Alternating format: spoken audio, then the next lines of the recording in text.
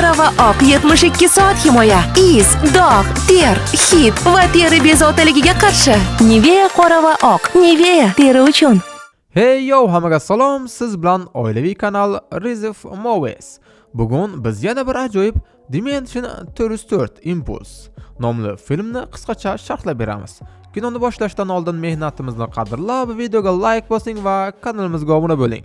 Aytgancha, filmni to'liq versiyasini Telegram kanalimizdan topishingiz mumkin. Silka opsioniyada. Yaxshilab o'rnashib oling. Tayyor bo'lsangiz, qani boshladik. 2017-yilda Kaliforniyada Val Field of Fire deb nomlangan o'yinni o'ynashni juda yaxshi ko'radi. U bu o'yinda juda zo'r va uning Speedrun laqabi o'yinchilar orasida mashhur. Uning orzusi turnirda g'alaba qozonib, professional o'yinchiga aylanish. Bir kuni otasi Carlos unga ammasining oldiga ish suhbatiga borishni aytadi. U oxirgi bir necha oydan beri ishsiz yurganligi sababli bu imkoniyat muhimligini ta'kidlaydi. Shuningdek, Carlos Valdan suhbatdan keyin buvisini doktordan olib kelishni so'raydi. Val buni xohlamasa ham rozi bo'ladi. Val uyidan intervyuga mos kiyingan holda chiqadi, lekin bu maskirovka edi. Uni tashqarida yigiti Evan kutib turardi. Mashinaga o'tirishi bilan u oddiy kiyimlarga almashtiradi. Evan Valning intervyuni tashlab, video o'yini turniriga borishini noto'g'ri deb biladi, lekin Val o'zini kasal deb bahona qilmoqchi ekanligini aytadi. Turnir g'olibi uchun mukofot $10,000 bo'lib, agar Val yutsa, professional o'yinchi bo'lish orzusini ro'yobga chiqarishi mumkin. Afsuski, Evan yomon xabar yetkazadi. Eng yaxshi o'yinchi Roy Kilogertz ham turnirda qatnashadi. Turnir arenasiga yetib kelishganida hamma allaqachon Roy haqida shov-shuv qilayotgan edi. U yilning eng yaxshi geymeri deb tan olingan. Hatto sharhlovchilar ham uni g'alaba qozonishiga ishonishadi. Val uni yutish uchun jon jahdi bilan harakat qiladi, lekin Evan unga shunchaki finalga chiqish kifoya ekanligini eslatadi. O'yin boshlanadi va Evan yagona odam bo'lib Valni qo'llab-quvvatlaydi. Val birinchi bo'lib ochko oladi, lekin Roy birdan sahnaga chiqib, uning o'ldirishlarini o'z foydasiga o'g'irlab ketadi. Ba'zan u muxlislariga 5 tashlash uchun o'yin o'ynashni to'xtatadi. Hatto ko'zlarini yumib o'ynab o'z mahoratini namoyish etadi. Val taslim bo'lmaydi va oxirigacha harakat qiladi. U va Roy tenglashib oladi. So'nggi soniyalarda Val g'alaba qozonish uchun raqibini yo'q qilish imkoniyatiga ega bo'ladi, lekin Royning yonida turganini ko'rib, uni o'ldirib shon-sharafga erishmoqchi bo'ladi. Lekin kutilmaganda Royning personaji ekrandan yo'qolib, uning orqasidan paydo bo'ladi va Valni yo'q qilib, turnirda g'alaba qozonadi. Turnirdan chiqayotib, Val Royning qanday qilib inson reaksiyasidan tez harakat qilganini tushuna olmaydi va bu haqida gapirishda davom etadi. Evan esa uni finalga chiqqani bilan taskin berishga harakat qiladi, lekin Val Royni yuta olmasa, barchasi foydasiz deb hisoblaydi. Shu payt Roy unga yaqinlashib, uni masxara qiladi. So'ngra muxlislari bilan selfie tushish uchun ketadi. Evan mashinani olib kelish uchun ketganida Valning oldiga sirli odam Kojima keladi. U Valning o'yinini maqtaydi, lekin ertaga yutqazishini aytadi. Kojima o'zini sehrli bobo deb tanishtirib, Valga kartasini beradi va agar u g'alaba qozonmoqchi bo'lsa, unga yordam kerakligini aytadi. U shuningdek, Valning Roy haqida to'g'ri o'ylayotganini tasdiqlaydi. Hech kim inson sifatida bunchalik yaxshi bo'la olmaydi. Uyga qaytganida otasi undan intervyu qanday o'tganini so'raydi. Val esa hammasi yaxshi bo'lganini aytadi. Ammo otasi allaqachon uning hatto uchrashuvga bormaganini bilardi. U Valning buvisini ham olib kelmaganligi uchun juda g'azabda, chunki uni o'zi borgan. Shu sababli ishdan qolishga majbur bo'lgan. Otasi Val ertaga aniq suhbatga borish kerakligini aytadi. Val esa unga final haqida va bu uning orzusi va katta pul yutish imkoniyati ekanligini tushuntiradi. Ammo otasi bu pul masalasi emasligini, balki Valning unga yolg'on gapirgani va faqat o'zini o'ylayotgani uchunligini aytadi. Bu gaplardan Valni jahli chiqadi va g'azabda otasiga uning hayoti va ishi hech narsaga yaramasligini aytadi. Hatto onasi nima uchun ularni tark etganligini bilishni ham aytadi. Keyin Val kompyuterda ishga ariza topshirish uchun saytni ochadi, lekin oxir-oqibat uni o'chirib, o'yin translyatsiyasini yo'qadi. Roy haqida xavotirlanib, Kojimaning kartasini oladi va bu manzilga borishga qaror qiladi. U Gold Soccer nomli joyni topadi. Bu esa o'yin kafesi ekan. Kojima hatto uni kutib ham olmaydi, shunchaki o'tirib o'ynashni buyuradi. Val eng yuqori qiyinchilik darajasidagi o'q yomg'iri o'yinini tanlaydi, lekin bir necha soniyada yutqazadi. Shunda Kojima unga Impulse 9 ichimligidan bir qultum ichishni maslahat beradi. Val buni oddiy energiya ichimligi deb o'ylaydi. Kojima shishani ochishi bilan xona ichidagi hamma unga qaraydi. Nima bu, Asterixni damlamasimi? U ichimlikni qopqoqqa qo'yib, "Nu, shunga o'xshaydi" oddiy narsa ekanligini aytadi. Val uni ichgach, miyasi butunlay o'zgarayotganini his qiladi. Sezgandim. Sezgilari kuchayadi va reaksiyasi hayratlanarli tezlikka erishadi. Endi u murakkab o'yinni bir marotaba yutqazmasdan o'ynay oladi. Bir necha lahzadan so'ng Val o'ziga kelib, Kojima bilan stol atrofida o'tirganini payqaydi. Kojima tushuntirishicha, Impulse 9 vaqtni cho'zadi, lekin u qanchalik cho'zilsa, shunchalik qattiq orqaga tortadi. Val 1 soat hushidan ketgan edi. Kojima unga Impulse 9 ni bir shishasini $500 ga sotishi mumkinligini aytadi. Lekin Valni bor yo'g'i shuncha puli bor edi. Qolaversa bu firibgarlik edi. Kojima esa Roy buni firib deb hisoblamasligini va unga yana Impulse sotayotganini aytadi. Val birgina qultum bilan erishgan yuqori natijalarni ko'rib, ichimlikni sotib olishga qaror qiladi. Ertasi kuni turnir boshlanishidan oldin Val Impulse 9 dan bir qultum ichadi. O'yin boshlanganda vaqt uning uchun sekinlashadi va u raqiblarini bemalol yo'q qila boshlaydi. Afsuski, Roy ham Impulse 9 ichishda davom etadi va tez orada uni quvib o'tadi. Valdan bir necha ochko oldinga chiqadi. Tez orada Valda ichimlikning ta'siri tugaydi, lekin u shu qadar g'alaba qozonishni xohlaydiki, butun shishani ichib yuboradi. Endi u hayotdagi eng tezkor reflekslarga ega bo'lib, Royning personajlarini o'ldiradi va turnirda g'alaba qozonadi. Lekin haddan tashqari ko'p Impulse 9 ichganligi uchun uning ta'siri uzoq davom etadi va Val 2029-yilda o'ziga keladi. U joylashgan yangi dunyo, After Impulse. Nega kino sharhlar, qo'rqinchli animatsiyalar va Arnoldning sarguzashtlari kam chiqayotganini bilmoqchimisiz? Bo'lmasa eshitib oling. Bu shirin olma ekan. O'zbekcha kontentlarga YouTube pul bermasdi. Shu sabab biz Amerikan kanallarni yurg'azib, bir videodan hattoki $500 gacha daromad olyapmiz. Eng zo'r tomoni, umringizni oxirigacha bu videolar sizga soqqa to'laydi.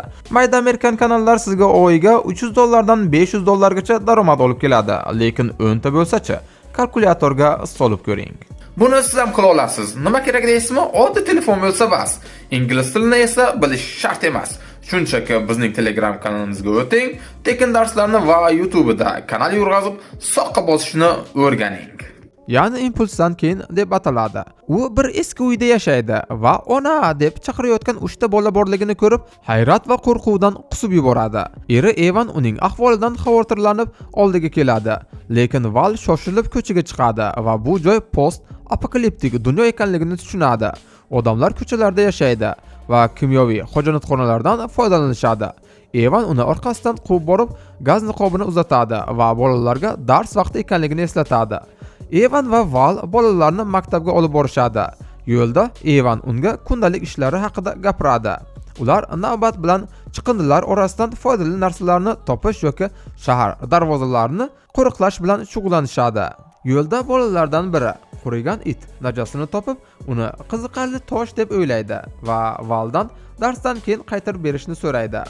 Maktab esa faqat bir o'qituvchi va ko'chadagi bir nechta stol va stullardan iborat edi. O'qituvchi bolalarga agar o'lim kaltakesagini ko'rishsa, darhol qochib yashirinish kerakligini o'rgatadi. Val bu g'alati vaziyat haqida Evan bilan gaplashmoqchi bo'ladi, ammo uni qo'shnisi sherif deb chaqirganini chalg'itadi.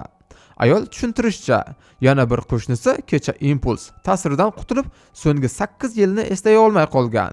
O'rinbosar Den uni chodirdan sudrab chiqarib, Pulser deb ataydi. Bu esa Evanning uni haqorat qilishga sabab bo'ladi. Ma'lum bo'lishicha, Pulserlar juda ko'p Impulse ichib foydasiz bo'lib qolgan odamlardir va aynan ular apokalipsisga sabab bo'lgan. Hatto prezident ham Pulser bo'lgan va o'ziga kelganida yadroviy qurol tugmachasini bosgan. Evan yigitni do'pposlamoqchi bo'ladi, lekin Den uni to'xtatadi va Valdan buyruq kutadi. Chunki bu odam hech qanday foydali mahoratga ega emas edi. Val hamon nima bo'layotganini tushunmay, Den unga shaharni tark etishni buyuradi. Keyinchalik Evan Valdan nima demoqchi bo'lganini so'raydi, lekin Val haydab yuborishdan qo'rqib shunchaki qorni og'riyotganini aytib qo'ya qoladi. Evan esa kecha ularning qurtxo'r bo'lib qolganini aytadi. Shu paytda Den Pulserni shahardan chiqarib darvozani yopadi. Shu payt ob-havo signalizatsiyasi yangraydi va hamma gaz niqoblarini kiyadi. Uyga qaytganida Val bolaga qanday g'amxo'rlik qilishni bilmay vahimaga tushadi. U otasiga qo'ng'iroq qilishni o'ylaydi, lekin u allaqachon vafot etgan va qo'lini idishga saqlayotgan edi. Val o'ziga shunday deydi: "Men kuchli insonman" va o'zini qo'lga oladi. Shu payt Den uni chaqirib hojatxona tozalash vaqti kelganini eslatadi. Kelajakda Val nafaqat sherif, balki sanitariya xodimi, o'g'ri yig'uvchi va onalik vazifalarini ham bajarayotgani ayon bo'ladi. U butun kunini hojatxonalarni tozalash bilan o'tkazib, charchab uyga qaytadi. Biroq dam olishning iloji yo'q, chunki Evan darvozani qo'riqlayotgan paytda bolalarga qarash kerak. Kunlar shu tartibda o'taveradi va Val bundan charchaydi. Ba'zan unga ham darvoza navbati beriladi. Bu esa soatlab bir narsaga tikilib turishni anglatadi. Kir yuvish, generatorni quvvatlantirish uchun velosipedda pedal bosish va yomon ovqatni yeyish ham uning hayotining bir qismiga aylangan. Bolalar uning mehrini qozonishga harakat qiladi. Hatto unga rasm ham sovg'a qilishadi. Lekin Val sovuq va befarq bo'lib qolaveradi. Bir kuni kechqurun Val uyga kelib, televizorda Field of Fire o'yinini ko'radi. Evan oyda bir marta o'yin kechasi o'tkazish uchun konsolga quvvat berish maqsadida velosipedda pedal bosgani ma'lum bo'ladi. Val navbatdagi smenasidan oldin uxlash o'rniga bolalar bilan o'yin o'ynashni boshlaydi. U bolalarga o'zining qanchalik mohir o'yinchi ekanligini ko'rsatadi va ularga o'yin sirlarini o'rgatib, nihoyat ular bilan yaqinlashadi. Bir necha soat o'tgach, Val bolalar bilan o'yin o'ynashga shu qadar berilib ketadiki, darvoza smenasiga chiqishni ham unutadi. Evan kelib, hech kim Denga darvozani ochmagani uchun u o'lim kaltakesagi tomonidan o'ldirilganligini aytadi. Denning rafiqasi Valni qattiq so'kadi, lekin Evan unga navbati davom etayotganini eslatadi. Shu tariqa Val darvozaga turib, aybini his qilishi kerak bo'ladi. Ertasi kuni Val Evan bilan gaplashib, endi bunday yashay olmasligini aytadi. Ularning kun bo'yi ishlashi va dam olishga urinish uchun jazolanayotganligini hisobga olib, yashashdan ma'no yo'qligini tushuntiradi. Evan uni tinchlantirmoqchi bo'ladi va u mukammal rafiqa, ona va mas'uliyatli inson ekanligini aytadi. Lekin bu gaplar Valga ta'sir qilmaydi. Evan ketishini kutib, u bir necha narsalarni yig'ib xayrlashuv xatini yozadi. Ertalab Evan uyg'onib, xotini yo'qligini ko'radi va uning xatini o'qiydi. Xatda Val o'zining pulser ekanligini tan oladi va pulserlarning jamiyatda o'rni yo'qligini qabul qilib, shu sabab ketganini yozgandi. Shu orada Val cho'l bo'ylab yurib, boshqa pulserlarning jasadlarini topadi. Qizib ketgan quyosh ostida soatlab sarson yurgan Val kutilmaganda Gold Soccerni topadi. Biroq endi u avvalgidek porloq va yangi emas. Shunga qaramay, Kojima hanuzgacha ichkarida 12 yil oldingidek yosh va o'z do'konini quyosh panellari yordamida ishlashda davom etmoqda. Val unga hayotini barbod qilgani uchun baqiradi, lekin Kojima pulni qaytarib bermasligini, faqat do'kon krediti taklif qilishi mumkinligini aytadi. U Impulse 9 ning ulkan shishasini chiqarib, Valga butun shishani ichib, do'konda o'yinlar o'ynab o'lishni taklif qiladi. Bu hozirgi hayotidan yaxshiroq ekanligini ta'kidlaydi. Val taklifni qabul qiladi va o'yin o'ynashga o'tadi. Ammo shu payt qizining chizgan rasmi esiga keladi va burchagidagi "Mening qahramonim" degan yozuvni ko'z oldiga keltiradi. Oilasi va unga aytgan hamma gaplarni eslaydi va shaharga qaytishga qaror qiladi. Darvozaga yetib kelganida Evan uni ichkariga qo'ymaydi va Sahro shahardan ham battarroq bo'lganligi uchun qaytgan deb o'ylaydi. Val rasmni darvoza ostida o'tkazadi va farzandlari uni qanday ko'rishsa, shunday inson bo'lishni xohlashini tushuntiradi. U barcha ishlarni bajarishga, 2 barobar ko'proq ishlashga va hamma narsani joyiga qo'yishga va'da beradi. Ammo Evan uchun bu qiyin, chunki Val oxirgi 12 yillik hayotlarini eslay olmaydi. Shu payt uzoqdan o'q ovozlari eshitiladi. Evan o'lim kaltakesaklari kelayotganini baqirib aytadi va signalizatsiya ishga tushadi. Val Evan bolalarni qidirgani ketayotgan paytda darvozadan ichkariga o'tib oladi. Shahar ahli vahimaga tushgan. Eng kerakli narsalarni yig'ib, jarlikka yashirinishga shoshilishmoqda. Ularni himoya qilishga hech kim yo'q. Yordamchi sherif o'ldi. Sherif esa Impulse qaramligiga tushib qolgan. Agar qochishmasa, kaltakesaklar ularni o'ldiradi. Lekin Val uyini tashlab ketishni istamaydi. Oilasini xavfsiz joyga yashirinishni buyuradi. O'zi jangga tayyorgarlik ko'ra boshlaydi. U yonilg'i bochkalarini va Impulse 9 shishani tayyorlaydi. Kaltakesaklar yuk mashinasida yetib kelishadi va Val ularning yetakchisi Roy ekanligini ko'rib hayratda qoladi. Roy ham uni tanib o'z to'dasi, uning va oilasini yo'q qilishni aytib masxara qiladi. Shu payt Val impuls shishasini uloqtiradi va Roy uni butunlay ichib yuborganini tushunadi. Jangarilar hujumga hozirlanishadi, ammo endi Val ancha tezroq.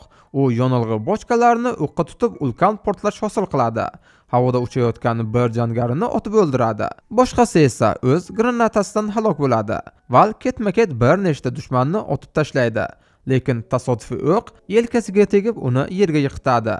Baribir u so'nggi jangarini otib o'ldiradi, lekin shu payt Roy unga o'q uzadi. Roy yakuniy zarbani berishga hozirlanadi. Val undan qochib unga qarshi o'q uzadi va nihoyat uni o'ldiradi. Keyin Val signal raketasini otib shahardagi odamlarga xavf o'tganini bildiradi.